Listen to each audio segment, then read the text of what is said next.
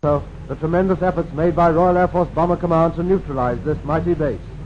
Remember the many, many air crews, British Empire and Allied, who gave their lives in attacks on Brest. U-boat planes with great shelters of reinforced concrete were repeatedly attacked.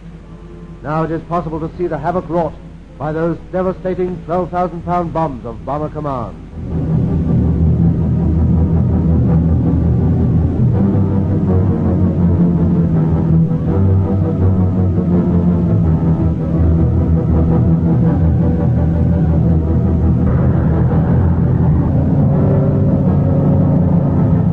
Now their bombs can be used elsewhere, and large numbers of German soldiers also can be counted out of the fight.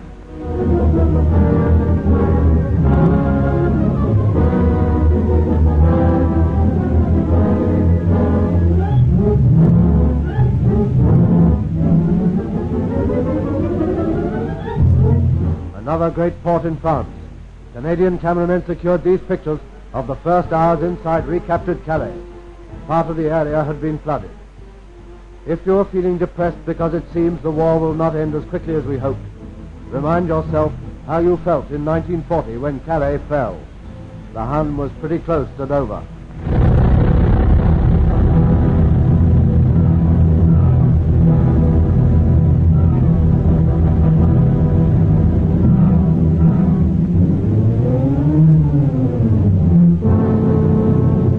Across to Belgium, our news this week takes in a little light relief.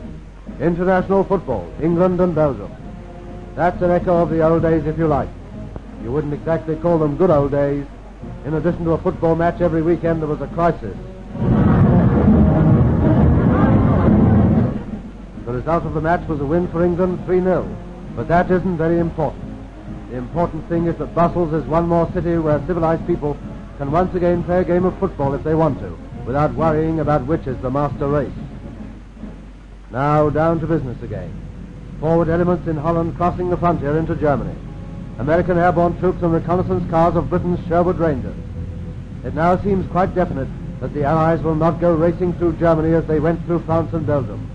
But at least it will demonstrate to German thickheads that war can also be terrible for Germans, not only for other nations. Weather has been against flying for many weeks now, but a reminder that Allied warplanes are still doing a tremendous job comes with this batch of operational film from the 8th Air Force. Missions against military installations, enemy transport, and enemy aircraft showing some spectacular results. Seen from the air, the effect is terrific enough. Imagine the effect on the receiving end, with the enemy already fighting a losing war on all fronts.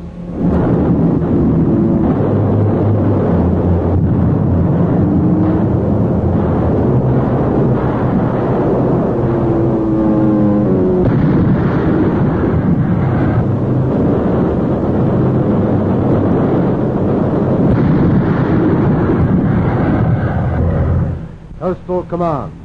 There's not much publicity for this arm of the Royal Air Force, but here for a change is a little of it. And this also is spectacular. Mosquitoes and bowfighters, with bullets and cannon shells, diving in to attack German convoys.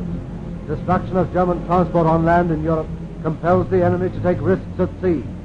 And despite the heavy defense of flak ships, Coastal Command makes German convoy work a suicide job.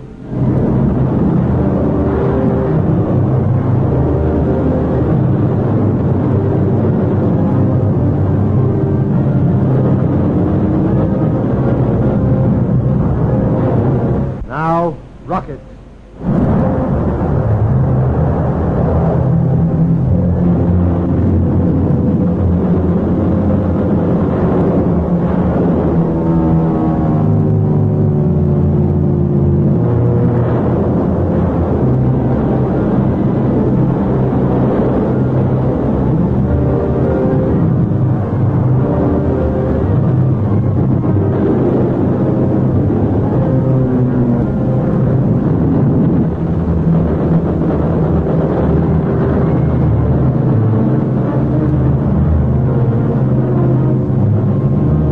Even after a heavy attack at sea, the bowfighters have not had enough, so they attack a gasometer on the way home.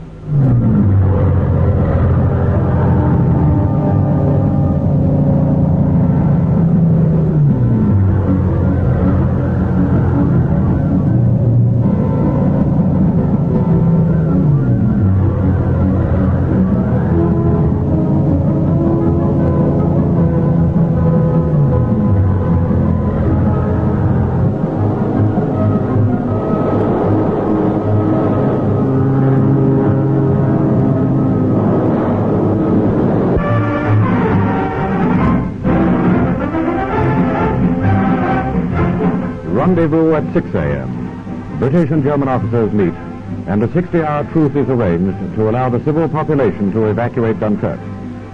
The Germans haggled for a much longer time to use to their own advantage. We granted only a short extension. After 12 hours for the Germans to make the road safe, the civilians began their trek to the British lines at Nielbruge. Military officials and French representatives check all documents as they pass. How vividly these pictures recall the refugee columns which thronged the French roads in 1940.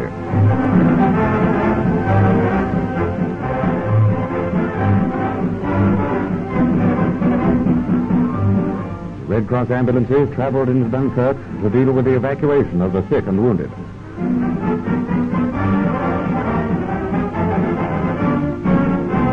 This sorry procession of bewildered people, with such few belongings as they can carry, stretched for nearly 5 miles along the route to the safety area.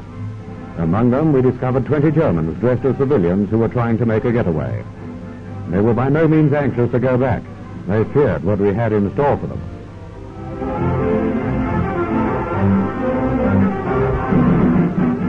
Lorries transport the civilians beyond the range of the hell let loose upon Dunkirk when the truce was ended.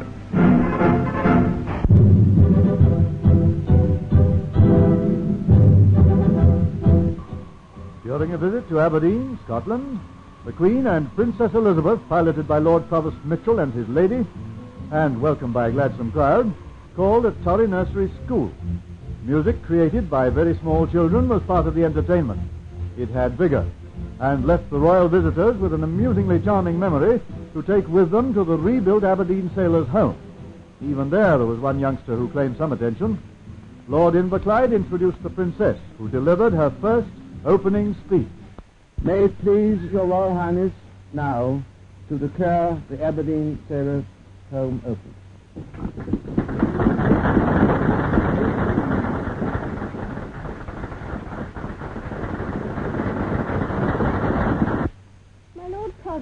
Ladies and gentlemen, it gives me great pleasure to come here today to open the Aberdeen Sailors' Home.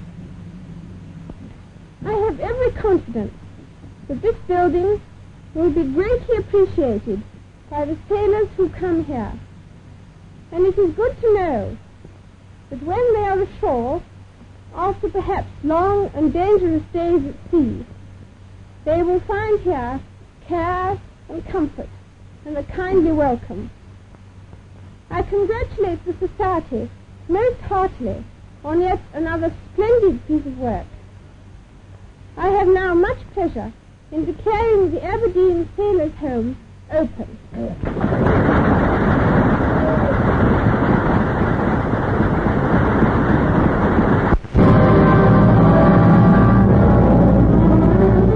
Racing ahead 30 miles from Belfort, the 1st French Army took the town of Mulhouse in its stride.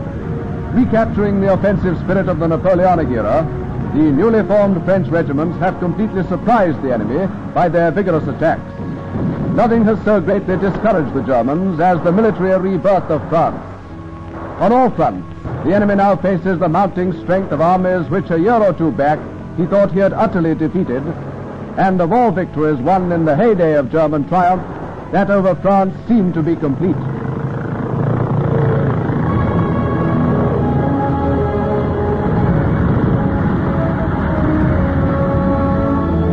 The prisoners were quickly taken to compounds several miles behind the lines. It is now the turn of millions of Germans to be herded behind barbed wire.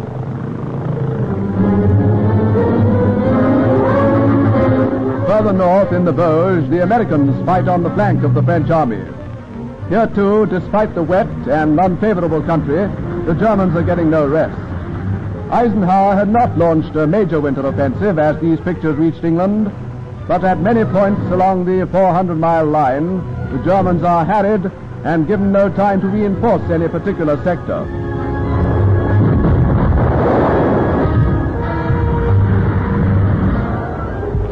General Winter, though by no means the warrior he once was, is able to slow down even mechanized warfare. Happily, before very long, the frost will have set in, the going will be hard again, and winter will be on our side.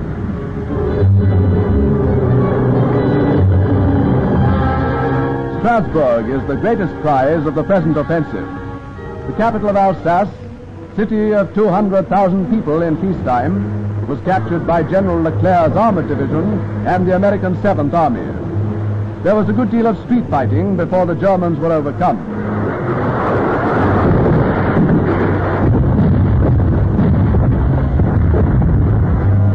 At the captured German headquarters, mountains of army propaganda were discovered, telling the German soldiers they had only to hold on a month or two and victory would be theirs. Strasbourg Cathedral had been considerably damaged.